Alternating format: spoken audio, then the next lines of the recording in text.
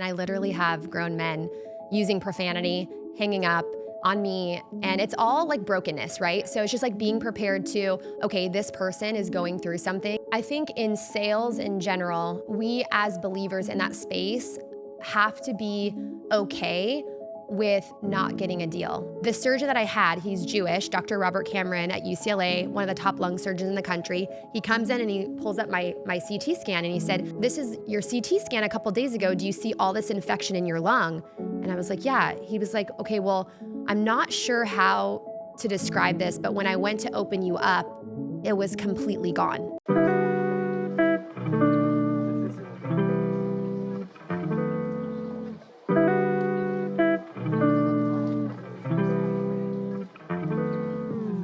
Welcome to the Collective Talk podcast, where we share reflections on prayer, family, and ministry. On today's episode, we'll be talking about faith in the fast lane. And I'm so excited because we have a special guest who's my beautiful friend, Melissa Perry, on the show today. So can you help me welcome Melissa Perry to the show? I'm so excited you're here. Thank you so much for having. It's an honor. Oh my gosh, it's going to be so fun. I feel like the first season I wanted you on, and then I'm so excited that I finally get you on the second season. I'm so excited. Thank you for having me. And so I know for those that don't know you, can you share a little bit about how you came to Orange County? You're from Arizona, right? Yes. And so how you came from Arizona to Orange County? So I went to college in San Diego at Point Loma Nazarene. It's a small Christian university. I lived in San Diego for about 10 years. And during that time, I started my career with what I'm doing now, so selling cars. And fast forward almost 15 years later, it landed me here in Orange County, where I was opening up the Rolls-Royce dealership. So that's what originally brought me here. And I decided that this was going to be my forever home. I love Orange County. I love the beautiful bubble that we're in. And yeah, that's what brought me to Orange County as work originally. That's awesome. So I didn't know. So you said you went, was it a Nazarene college? Yeah. Is that you? Oh, wow. I went to Point Loma Nazarene. I didn't realize that. How did I not know that? That's amazing. That's so cool. So you recently got engaged, which I think is so amazing. I did. And Dan is my favorite, and I think he's everybody's favorite. So what is that like? I mean, newly engaged, you're getting ready to get married in January. Yes. And what is that like, getting engaged? Well, can you tell a little bit about how you got engaged? Yeah. So for me, I knew that God always had a plan for me to be with someone, and it wasn't really focusing on the timeline of when that would happen, but just in that moment, I would know this is my person. And so I met Dan actually through Oceans. Yeah. And so I met him through Mish, his brother. And not to get too much into the past, but I actually knew Mish and Esther from a previous church that I went to in LA. Okay. And Dan and I ended up actually going to the same church for over a year, and we had never met. Fast forward almost 8 years later, I come to Oceans, and just being involved in the community, that's how I ended up meeting Dan. That's crazy. Oh my gosh. Yeah.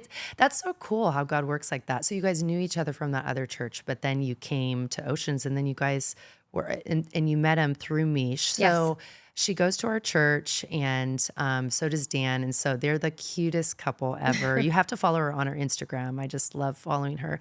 So what are you looking forward to in marriage? What are some things that you're looking forward to? That's a really great question. I think Dan and I are very driven people in the marketplace, and we both incorporate our faith, not just in our personal lives and with our community outside of work, but also in the marketplace. Yeah. And so for us, I know that we have a passion with, bringing the kingdom into spaces and, just in communities of people that don't know the Lord. Right. And so I think collectively, we want to come together as a couple and really love on people that don't know who Jesus is, that is walking through difficulties, that is consistently experiencing, I would just say, the hardships of the world, and bringing them to know the Lord and doing that together actively. And so I'm so excited to do that with him. And honestly, just to be around him. He's my best friend, and to be around him all the time and to have us be able to even start a family, that's a huge a huge want for the both of us is to Yeah. start a family. So That's so cool. I'm really excited about Have you that. guys talked about like how many kids you want and all of that? Honestly, I would love to have 2 or 3 of my own. Yeah. And then I know in the future, we most likely want to foster and adopt. That's But amazing. for us, we definitely want to have some of our own. So Yeah. we are going to try as soon as we get married That's and amazing. get this family going. Well, I'm so I'm so excited for you guys. I mean, I'm pumped too for your wedding and then just all that Yes. God's doing. It's a new season definitely for you guys. So you are the person that everybody calls if they need an exotic car. And so how did you get into that line of business and what is that like working with the people that you're working with? Yeah, that's a great question. I will say this is that I totally felt it was God's favor. Yeah. And I was just talking about this with a friend yesterday, was that I believe that God has a plan for us. And in order for him to fully build on what he has in store for us, we also have to be planners and we also have to work and we have to toil. So for me, in college, out of college, I was always working. And I actually was working for a magazine publication. It's called Modern Luxury Media. Oh, okay, and yeah. I was doing that in San Diego throughout college, a little bit out of college. And I got the attention of a Ferrari dealership owner because I was able to sell Ferrari on like an ad campaign or event campaign. Okay. So that's kind of what brought me into that space. And I thought I was going to be selling advertisement to this company, but when they brought me in, they actually wanted to interview me for a sales job. Wow. So that's how I was presented with the opportunity to sell cars. Yeah. And I immediately said, I don't want to be a car salesman. Yeah. I was actually really into fashion and wanting to do that and pursue that. But then about, like 3 or 4 months later, I still had the offer on the table. And I said, okay, my dad always taught me to give something a year. And if, whether or not you like it or you don't, you learn so much of who you are and navigate difficulties. So for me, I was like, I'll give this a year. And now it's 20 years later and I'm still crazy. selling cars. Wow, that's amazing. That's so cool. So can you tell me what that looks like day to day? Like what, like if you need an exotic car, you need to talk to my friend because I'm like, I see some of the cars that on your Instagram and then how do people follow you on Instagram to see? Oh yeah. So it's just my name, Melissa Perry. Okay. Melissa Perry. Yeah. My company is called the Perry Group. Yeah. But I mainly focused on exotic, but now I do everything. Okay. So like I can help someone with a BMW or a Range Rover okay. just because of my connections. So I just handle all cars. So you could do all cars. I can do now. all cars. Okay, but the luxury car or those That's my exotic specialty. cars, that's your specialty. Yes. Okay, and those are so cool. I love looking at your Instagram and seeing all these cars. I'm not good with like cars, so I don't know a lot. Oh, in Jesus' name you are. We'll get you good at it. We'll get you good. So Mark's better. He knows what the name of the car is. I just don't know all that. But when I look, I'm like, oh my gosh, that's an amazing car. Yeah. So what is that like working with the people? I know your foundation is you love Jesus. You have a strong faith. What is that like working in that whole world? Yeah.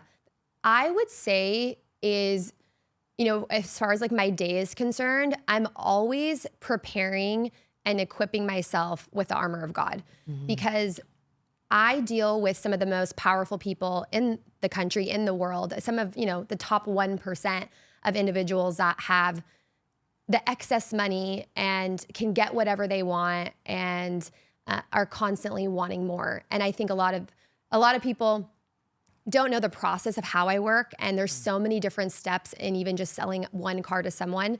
So there are a lot of hurdles that I have, not only with the clientele, but the other side of it is I'm working with dealerships all over the country.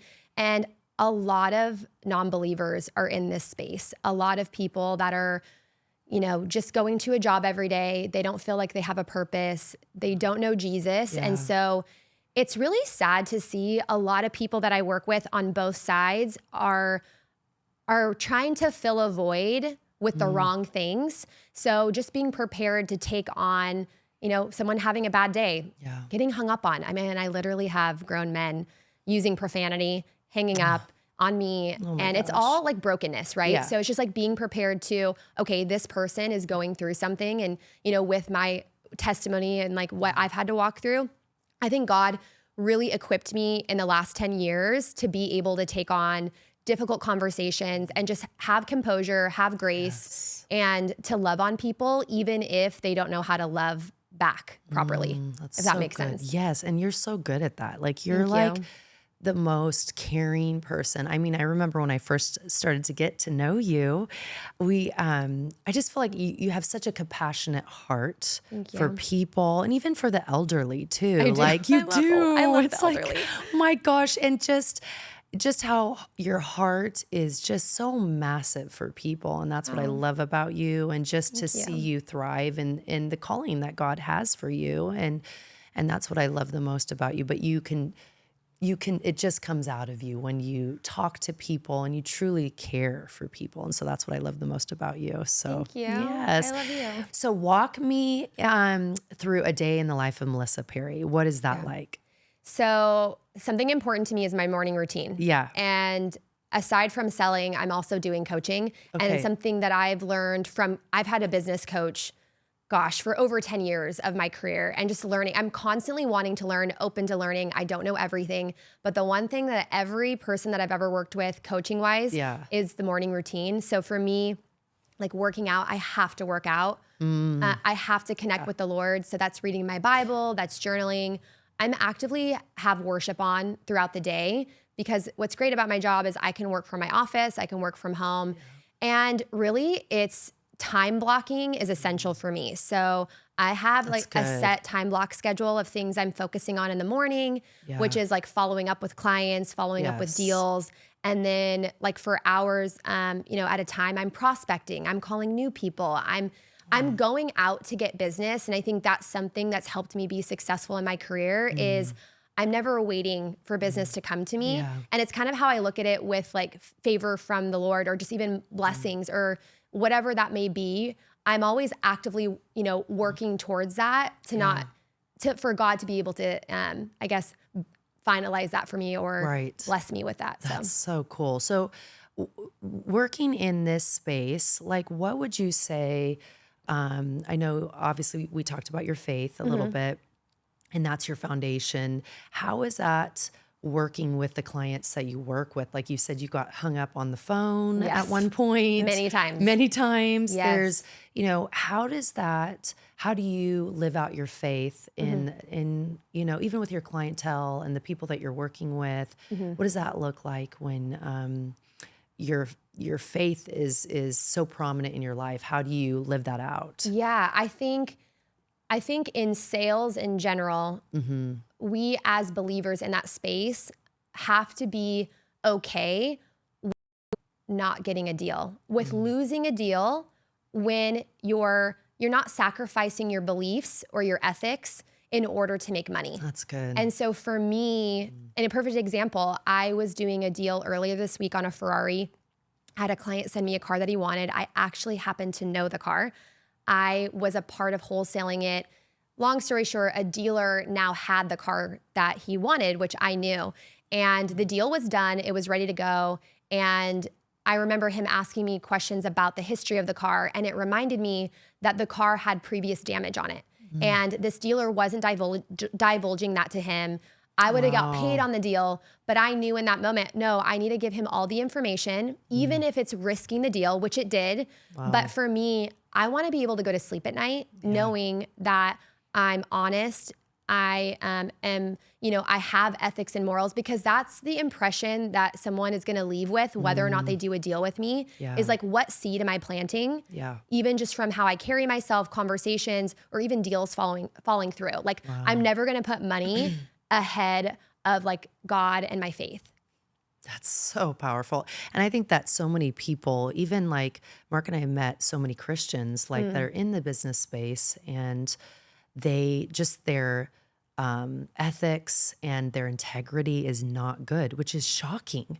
Like a lot of that happens. Yes. And so for you, I know that's your heart to be, and that truly is who you are, is full of integrity. And so I admire that in you. And so that's incredible. And working in that space, there's so many people that are just trying to get ahead and they don't care what it costs, I think people, yeah, even as believers, I mean, Yeah. I see it, and we're all human, we're all flawed.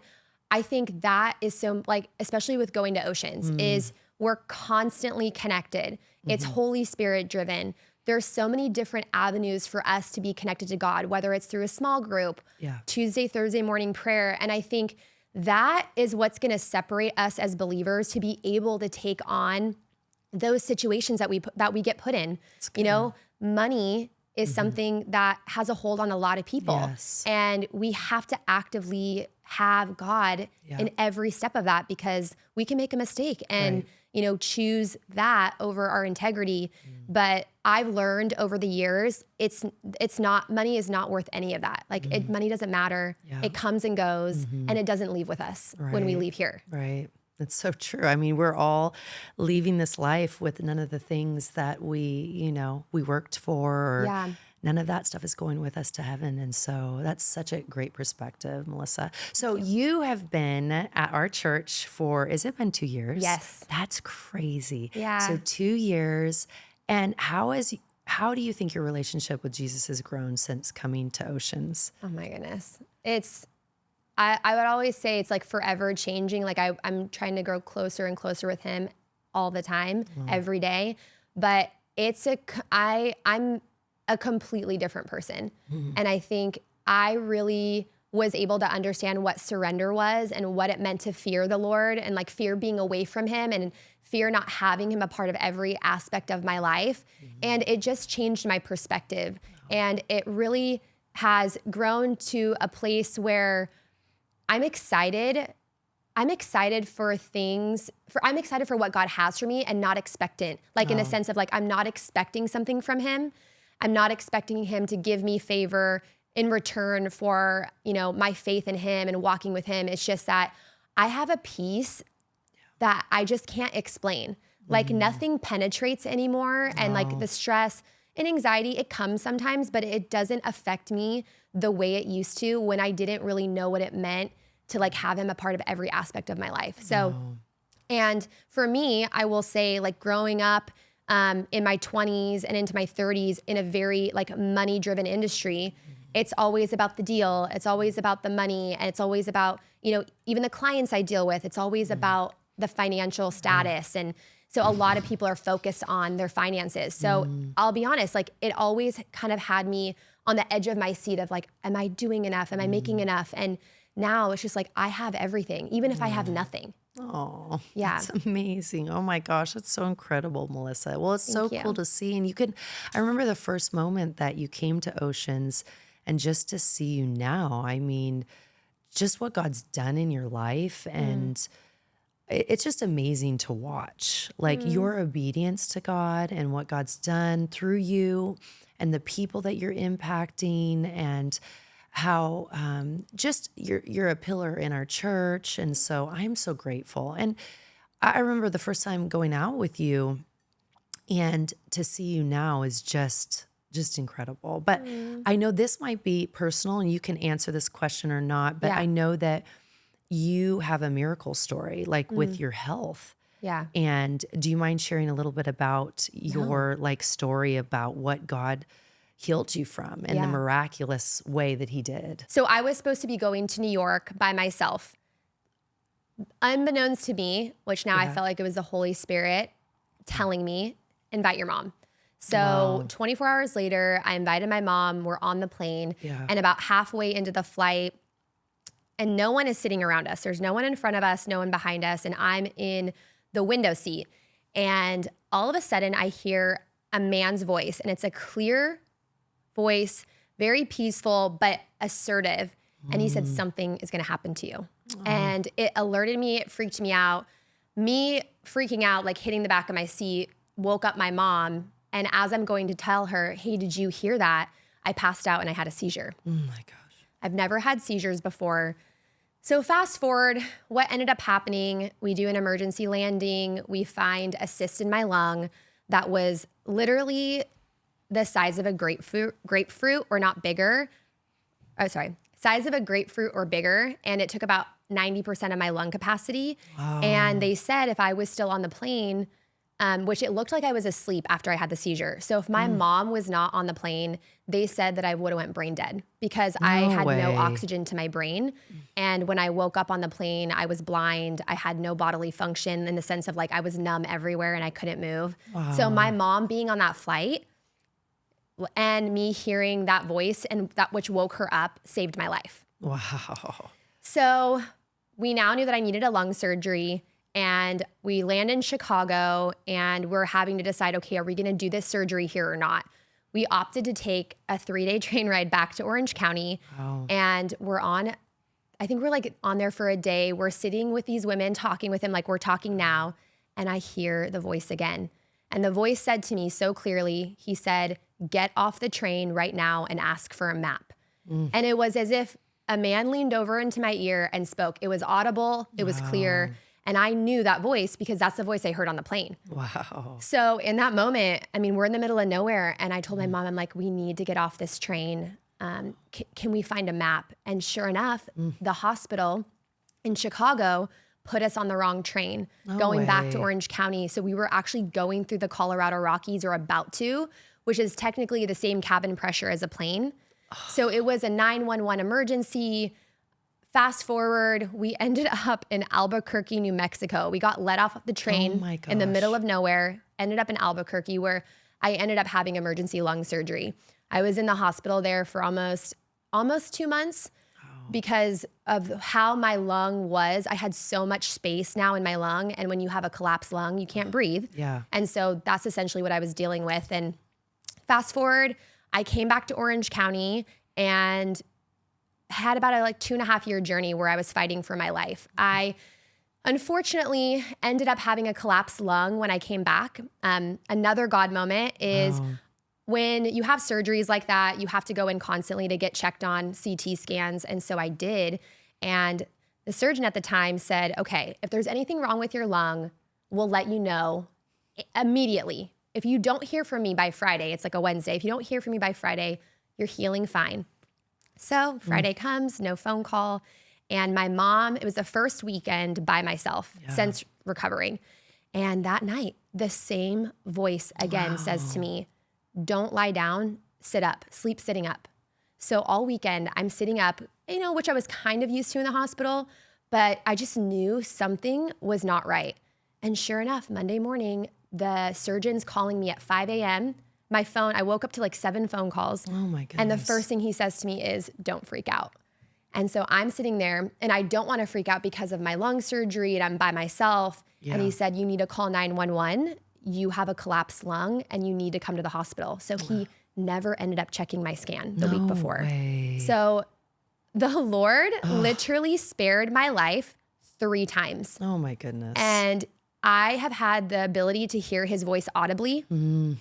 And I walked through a 2-year journey where I ended up having 3 lung surgeries. Wow. Unfortunately, the first lung surgeon put the wrong materials in my lung, which caused me to develop tuberculosis. So, a typical day for me was waking up, going to Hoag Hospital at 7 a.m., 6 a.m., having a 2-hour infusion, going to work at the car dealership, and then at night going back to Hoag for another 2-hour infusion. Because I had to do that for a year straight before my surgery. And if I didn't do it a year straight and I missed a day, I had to start all over again. Oh my goodness. So my life was a lot different than people my age. I was in my mid-30s, having a tube in my back, a tube in my arm connected to me at all times, but still navigating through life. For me, I felt like the Lord was like, you're not dead, you're alive. So live a life where you're alive and you can go to work. Yeah. You can go to dinners with your friends. Yeah. Sure, it looks a little bit different, but don't allow yourself to claim that over yourself. Yes. And so for me, I lived my life that way, hoping for, a miracle. And come to find, I went through this, year-long treatment and they were preparing me for my surgery. And the surgeon at UCLA said, we're really sorry, but it didn't work the way that we need it to. So you're not just going to have 1 more surgery. You're going to have 3 more surgeries. Oh my gosh. And so just preparing myself at 34, having the doctor bring me into a room and just really be honest with me about what could happen of, hey, listen, this surgery that we're going into is really serious because of the infection in your lung, and that hasn't been like, it hasn't dissipated, it hasn't gone away. When we open you up in this surgery, there is a high probability that you're going to go septic. Oh my And goodness. so, but we have an amazing team here. And so I literally, and you know, it's hard. It's like, I literally wrote my parents letters not knowing if I was going to make it through the surgery. Wow. And let me tell you, when you go through that and you're on a medical bed going into a surgery that you don't know if you're going to make it out from, all the things that you thought mattered don't matter. Oh my gosh, Melissa. Oh my gosh. That story is just, I mean, how God worked miracles time and time again in your life. And and the fact that you had to write your family members those letters, like, how does that, I mean, change your perspective in life? Like, what is that? Yeah. Well, I think the first thing that I realized, the first thing that came into my mind before I went in the surgery, because I was by myself, I was there, I got an epidural. I was by myself in there for like 45 minutes. Wow. And I think the first thing that came to my mind is, if this is my last moments, I'm like, what would people say about me at my funeral? Like, how would people remember me? How would people describe me? And I think at that time, but I didn't have the relationship with the Lord that I have now. Yeah. And for me, it was more about like the people I had relationships with, the conversations, the time spent, how I was impacting people positively in their life. Wow. It wasn't about how much money I had, how many accolades I got in the industry that I was in, because none of that would matter when I was gone. So not knowing if God was going to give me another chance, I just knew, like, Lord, I want to live my life differently. I want to love people well, because I want to have a legacy of loving people well, not being a hard worker. Yeah. So it shifted my perspective drastically. And so that was honestly, that was the blessing within itself, is that I was able to connect with God on a completely different level. Some people will never walk through that in their lifetime until they reach the end of their life. And so I honestly feel it was like a gift that he gave me. And, I honor that, because he saved my life, basically. I mean, just to finish it up, I went through the surgery, I got out, obviously. And the surgeon that I had, he's Jewish, Dr. Robert Cameron at UCLA, one of the top lung surgeons in the country. He comes in and he pulls up my CT scan, and he said, this is your CT scan a couple days ago. Do you see all this infection in your lung? And I was like, yeah. He was like, okay, well, I'm not sure how to describe this, but when I went to open you up, it was completely gone. Oh my So goodness. he had no medical explanation for how the infection was removed, because they were going in to remove it. And that was the most dangerous part of my surgeries, was this like specific surgery. So when he opened me up, the infection was gone. It was there 2 days ago. I've been doing treatment for a year. No way. And he was able to do everything that I needed to have done in that one surgery. So, not having 3 more surgeries, but only having 1 more, and I was healed. Wow. In Jesus' name. So in 2 days, it disappeared, or It disappeared. There's no, for the type of infection that it is, you have to go through a year treatment with like a very heavy drug that is not guaranteed. So after doing that for a year and then doing the multiple CT scans, you can see the infection in my lung wall. And so they had still to this day, I remember having a conversation with him a year ago, because I would have to do Zoom calls just to check in with him. And I'm like, Dr. Cameron, I'm like, and still to this day, in the past 40 something years that you've been working, like, have you ever seen someone walk through this and like seen this type of like result? And he starts laughing, and he's like, still to this day, I've never experienced this. Oh my gosh. And like, it was Jesus. Oh yes. What a massive testimony to him. Yes. And I think that was a big part of it. Yeah. Because when he walked in and I said, Jesus healed me. Yeah. I think his world was rocked, because he could not medically prove or describe how that happened. Jeez. Yeah. Well, medical doctors and people that work in the medical field, like, when they see the miraculous, it's just, it's eye-opening. It's like, there's no explanation. And so it's just amazing to hear your testimony and your story, and and how God miraculously healed you at many times over. And the fact that you heard God's voice audibly was so incredible. And I think many people, you just were, okay, God, I'm going to listen to your voice. And you listened. Yeah. And that I think was key too, Melissa, the fact that you listen, your obedience and listening to the voice of God. Thank you. Yeah. So that is huge. But how would you, through going through all of this, your perspectives changed, but also how would you define success? Well, for me, success has shifted a lot. Yeah. I think success for me is in how you are loving your spouse, loving your family, loving your community. How involved are you with building the kingdom, whether it's in the church, outside of the four walls? Like, to me, success is living out, I feel like, the purpose that God has for you. And I know sometimes people get confused with purpose and they don't feel like they know what their purpose is. I don't necessarily think it's one thing. I think God gives us many options to choose from. He's not a God of like, if you don't open door number 1, I'm not able to do the work in you that I can, or bless you or bless other people through you.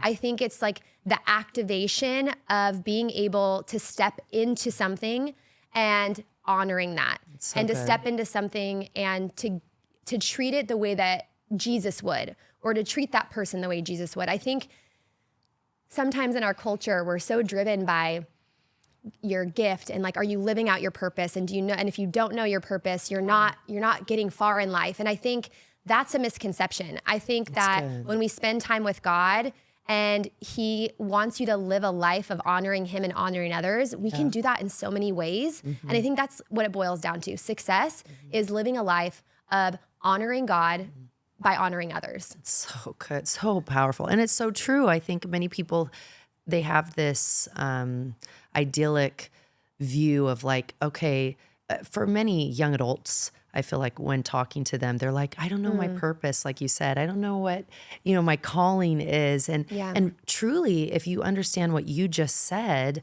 loving God and loving people, honoring God and loving people. If you do that in your day-to-day life, God and your obedience, like what you listen to that voice, the voice of God.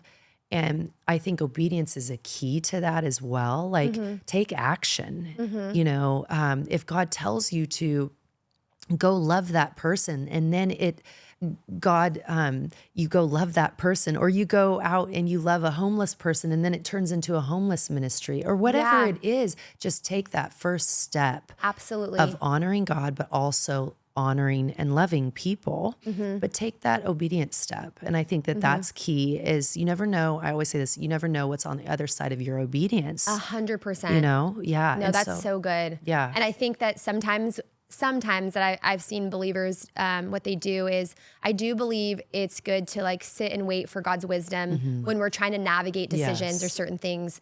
But when it comes to like the business world, especially, I knew nothing about cars. Yeah. I never wanted to sell cars. Yeah. I never had a desire to do that. I never felt my purpose was in that. But with my obedience of, you know what, I'm going to step into this, God. I'm going to see what you're going to do with it. I'm going to see where it takes me. And I'm going to honor this by honoring, the time that I'm been given. I'm going to show up I worked 6 days a week at 23, 24 years old up until now. Wow. And so for me, it was just honoring what I was presented and like working hard and just seeing what God did with it. That's awesome. That's so profound. I love that, Melissa. So looking ahead 10 to 20 or 30 years, what are you most looking forward to? Oh my goodness. Well, having a family and having grandkids. Yes. That would be like the number one thing, and just living a life for Jesus and being able to raise a family in that and to impact people's lives. I think that is something that's really like close to my heart is how can I help people, maybe even in the space that I've been in for so long, or even help people in a place of wealth and financial means, in the sense of like, what could they do with if they knew Jesus? What kind of impact could they have? So good. So I do see myself being able to help lead non-believers and that are, how do I put this? Like financially successful non-believers, and helping to lead them to Jesus. It's so good. And to show that their impact could leave a legacy of blessing thousands, hundreds of thousands of lives. And just for them to be able to see like what it means to build the kingdom. It's so good. Because it doesn't just help bless other people. It's like when you give, you are also blessed. So and good. so I think for me is having an impact in the space, whether it's the car world, or even like the clientele that are buying these kind of cars, is being able to maybe have like a ministry or an outlet for these individuals to do something grand with their money. And by grand, I mean like being able to like save others by bringing them to Jesus. I love that. Oh my gosh. I love that. That's beautiful. And I love how you say when you give, you're getting so much in return. And it's so true. It's, in the Bible, it talks about give and it shall come back to you, good measure, pressed down, shaken together, and running out all over, it'll be poured into your lap. And it's just so cool to see that when you give to others, and you're obedient, and again, you're honoring God, you're loving people, but you're giving, in your business or whoever you're around, if you're giving, God will always give more back. And I've learned that, and you've learned that in life. Well, it's so beautiful. All the things that you've shared today, Melissa, are so good. And thank you for sharing your heart. And is there one last final encouragement that you'd love to give the listeners or the people watching today? Something that you want to leave them with? Maybe it's something that God placed on your heart today, or about your calling, or whatever that would be. Yeah. Look at the camera. Okay. Well, one thing I want to say is, if you're watching this and you're feeling like you have no purpose or direction, or you're constantly questioning, am I doing enough? I just want to tell you that where you are right now in life is where God wants you to be. And there's so much growth that's going to constantly happen for you in your life. And I just want to encourage you that most of the things that you're worrying about at the end of your days don't even matter. And so I just want to encourage you, for me and where I'm at, especially in my walk, is find a community of people that really love the Lord and that really are honoring things that you want to honor. Like, surround yourself with people that want to help you be a better person and to be a better version of yourself. So I just want to encourage you that don't be down on yourself if you don't feel like you're, at a place in your career, or as a mom, or as a friend, a daughter. Like, don't feel like you're not good enough. I just want to say, for anyone watching this, is wherever you're at in your season of life, that's exactly where you are supposed to be. And that God is working through you, and He is preparing things for you. And the last thing He wants you to do is to get down on yourself, to feel like you're not living out your purpose, like you're not successful because of what the world defines as success. But I just want to encourage you to really connect with the Lord daily, and also surround yourself with people and a community of people that truly love Jesus. It drastically changed my life. And for me, finding a local church and getting involved in a community of people that really live their life so differently from most people that you'll interact with on a daily basis, it changes your perspective in life. And you begin to see the world differently, the things you have in a different way. And most of the things that you're worrying about right now in life actually won't matter in the end. So I just want to encourage you, find a local church that you can connect and build community with. And I can tell you, because I've experienced it, it is going to change your life and change your future and change your perspective. So good. I love that. That's so powerful. Well, thank you for coming on the show today. It was so amazing. Good. My friend, it was always fun. It's like great to have a conversation. Yeah. But I'm excited. You have to come back. 100%. I would love that. But thank you so much. It was an honor. Oh my gosh. And then maybe you guys might see bloopers later, but we did have like a grasshopper come on the show as well. Hopefully maybe he'll make an appearance here soon. But anyway, we had some fun times on the show, but thank you for coming on the show. Thank you so much. I love you so much. I love you. Thank you for joining us on this episode of The Collective Talk, where we shared faith in the fast lane with Melissa Perry. Stay tuned for future episodes as we dive into into the topics of prayer, family, and ministry.